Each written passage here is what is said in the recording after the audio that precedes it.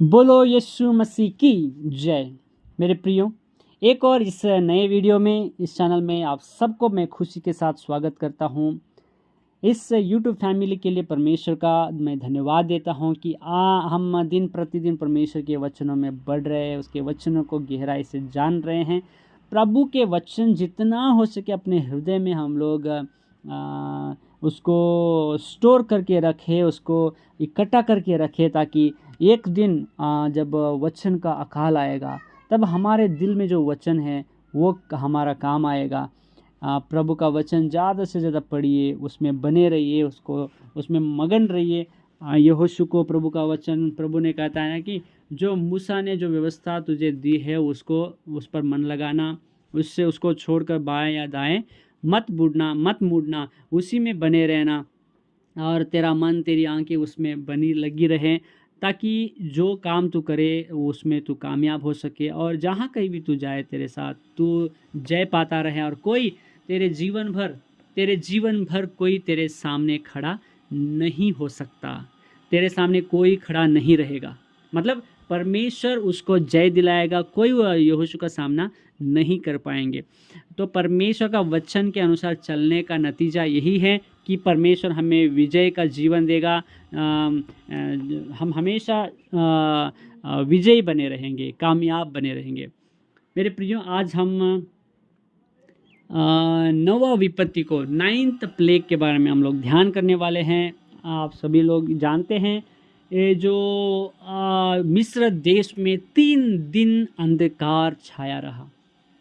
यहाँ हम देखते हैं निर्गमन 10 अध्याय उसका 21 से हम लोग देखेंगे। फिर यहोवा ने मूसा से कहा, अपना हाथ आकाश की ओर बढ़ा कि मिस्र देश के ऊपर अंधकार छा जाए, ऐसा अंधकार की टटोला जा सके। तब मूसा ने अपना हाथ बढ़ाकर आकाश की ओर बढ़ाया और सारे मिस्र देश में 3 दिन तक घोर अंधकार छाया रहा। 3 दिन तक न तो किसी ने किसी को देखा और न कोई अपने स्थान से उठा, परंतु सारे इस्राएलियों के घरों में उजियाला रहा। हालेलुया। परमेश्वर क्यों इस विपत्ति को लेके आया? मैं पहले विपत्ति में आपको बताया, मिस्र देश में भी एक ट्रिनिटी है। वो लोग भी एक ट्रिनिटी में त्रयेक परमेश्वर करके वो लोग विश्वास करते हैं। उनका त्रयेक परमेश्वर क्या है कि नील नदी, जो पहला विपत्ति के बारे में हम लोग ध्यान किया, नाइल नदी, इसको वो लोग मिस्र देश के लोग पिता परमेश्वर करके मानते थे और सूरज को माता परमेश्वर करके मानते थे, मदर गाड करके मानते थे। और जो फिरौन है ना, वो उसको सन गाड करके, पुत्र परमेश्वर करके वो लोग मानते थे।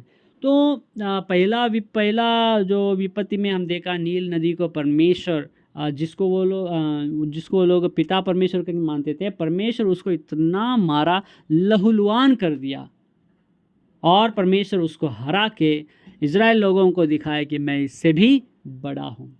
और यहाँ पर नवा विपत्ति में हम लोग देखते हैं उस मदर गाड, जैसे हम लोग पहला विपत्ति में भी ध्यान किया है। देखिए, फिरौन राजा क्या करेगा, रोज़ का काम है कि सुबह लगभग 4-5 बजे मान लो वो उठकर आएगा और नील नदी के अंदर जाएगा, अपने घुटने तक का पानी के अंदर, अपने घुटने तक पानी आएगा, उतना अंदर जाके वो जो सूरज, जो माता परमेश्वर है ना, माँ परमेश्वर यानी सूरज, वो जैसे इस पृथ्वी पर, इस दुनिया में इसे उदय होकर, जो सूर्योदय होकर जब बाहर आता है सूरज, उसको ये क्या करेगा, अपने दोनों हाथ को इकट्ठा करके मिला के पानी को लेकर, ऐसे नील नदी से पानी को लेकर वो उसको चढ़ाता था, उस सूरज को चढ़ा के उस सूरज को इस दुनिया में स्वागत करता था, यानी अपने माता परमेश्वर को वो स्वागत करता था। ऐसा उनका एक नियम था, रोज का ये एक संस्कृति था, एक कलाचार था। तो उस सीन को देखने के लिए कई लोग वहाँ पर मौजूद होते थे, वहाँ पर देखने के लिए, इस सीन को देखने के लिए वो लोग आया करते थे। वहाँ पर इजराइल लोग भी थे, तो वो भी एक सरप्राइज़ करके उनके लिए भी एक स्पेशल था। क्योंकि अपने परमेश्वर के बारे में इतना ज़्यादा वो लोग नहीं जानते थे। तो परमेश्वर वहाँ पर नील नदी को लहूलुहान करके अपने लोगों को बताया कि मैं इससे भी बड़ा हूँ। और यहाँ पर सूरज को माता परमेश्वर करके मिस्र देश के लोग जो मान रहे हैं, परमेश्वर उसको ऐसा मारा कि 3 दिन तक सूरज नहीं उगा, सूरज उदय नहीं हुआ, इस दुनिया में नहीं आया। यानी कहने का मतलब है सूरज को वो माता परमेश्वर करके मानते थे ना, और तो परमेश्वर उस सूरज को उदय होने से रोका और अपना सामर्थ, अपना ताकत दिखाया और मिस्र देश के लोगों को बताया कि तुम जिसको माता परमेश्वर करके मान रहे उससे भी बड़ा मैं हूँ। हालेलुया।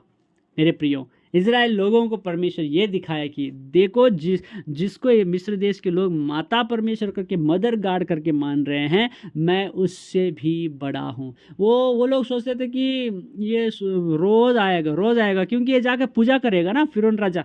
वो नील नदी में जाकर घुटना तक पानी में जाकर पानी चढ़ा के उस सूरज को स्वागत करता था ना। 3 दिन तक उगा ही नहीं, लोग यहाँ से वहाँ हिल भी नहीं पा रहे थे उस अंधकार में, घोर अंधकार लगातार 3 दिन।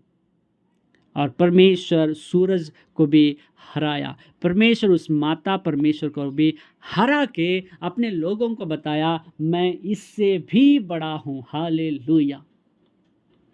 आप और हम जिसकी आराधना कर रहे हैं वो सबसे बड़ा है, सबसे बड़ा। भजन संहिता में हम लोग देखते हैं यहोवा परमेश्वर बहुत बड़ा है, सभी देवताओं से महान है, महान राजा है, सबके ऊपर महान राजा है। उसके सामने कोई खड़ा नहीं हो सकता, कोई देवी देवता उसके सामने कुछ भी नहीं है। वो सबसे महान है, सर्वशक्तिमान, सर्वव्यापी, सर्वज्ञानी। जी, वही हमारा परमेश्वर है। हम लोग धन्य हैं, भाग्यवान हैं, क्योंकि हम उसकी आराधना कर रहे हैं और वो हमको मिल गया, उसने हमको ढूंढ लिया। हम धन्य हैं, परमेश्वर का धन्यवाद करेंगे। इससे आप लोग जान गए होंगे कि परमेश्वर 3 दिन तक रात क्यों लाई, सूरज को क्यों नहीं उगाया, क्यों नहीं सूर्योदय क्यों नहीं हुआ। परमेश्वर उस माता परमेश्वर को, उस मदर गॉड को हराने के लिए, मिस्र देश के लोगों को दिखाने के लिए कि मैं इससे भी बड़ा हूँ करके, परमेश्वर वहाँ पर अपनी ताकत दिखाने के लिए सूरज को 3 दिन तक छिपा के रखा। आमीन। इस वचन के द्वारा प्रभु आपको बहुत ऐसे आशीष करे। मैं उम्मीद करता हूँ कि ये वचन, इसके द्वारा आप नवा विपत्ति परमेश्वर क्यों लाया उसको आप जान गए होंगे। और हम आखिरी विपत्ति जो 10वीं विपत्ति है उसको जल्दी से हम वीडियो बनाकर लेके आएंगे। आप इंतज़ार कीजिएगा, बहुत इंटरेस्टिंग होने वाला है। क्यों परमेश्वर फिरौन के बेटा को मारा, ये 10वीं विपत्ति क्यों लेके आया, ये क्यों इतना इम्पॉर्टेंट है और परमेश्वर इसको क्यों लेके आया, इसको हम अगले वीडियो में देखेंगे। जल्दी से नया वीडियो लेके आएंगे। अपना ख्याल रखिएगा और पिछले वीडियोस को अगर नहीं देखा है तो ज़रूर जाके देख लीजिएगा। प्रभु आप सबको बहुत ऐसे आशीष करे। आमीन।